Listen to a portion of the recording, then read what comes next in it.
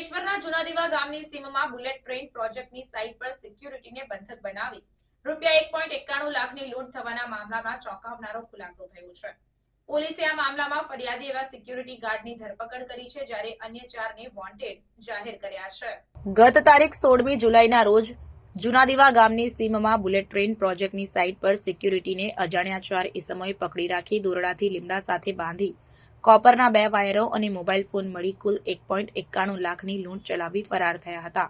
આ અંગે ફરિયાદી જીતેન્દ્રસિંહ શ્યામબરણસિંહ રાજપૂતે અંકલેશ્વર શહેર એ ડિવિઝન પોલીસે ફરિયાદ નોંધાવી હતી। આ અંગે તપાસ ચલાવી રહેલ ભરૂચ એલસીબીને બાતમી મળી હતી કે આ લૂંટના ગુનામાં અરવિંદસિંહ રાજપૂત પોતે જ સંડોવાયેલો છે અને હાલમાં અમદાવાદ જૂના વાડજ ખાતે કૃષ્ણા સિક્યુરિટીમાં નોકરી કરે છે। જે બાતમીના આધારે પોલીસે વોચ ગોઠવી અરવિંદસિંહ રાજપૂતની અટકાયત કરી।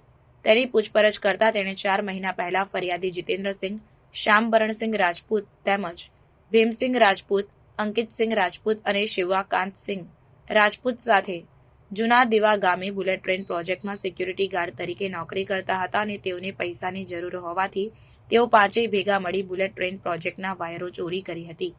વાયર ચોરીમાં પકડાઈ નહીં જાય તે માટે લૂંટનું તરખટ રચ્યું હોવાની કબૂલાત કરી હતી। પોલીસે અરવિંદસિંહ રાજપૂતની અટકાયત કરી અન્ય 4ને વોન્ટેડ જાહેર કરી ઝડપી પાડવાની કવાયત હાથ ધરી છે।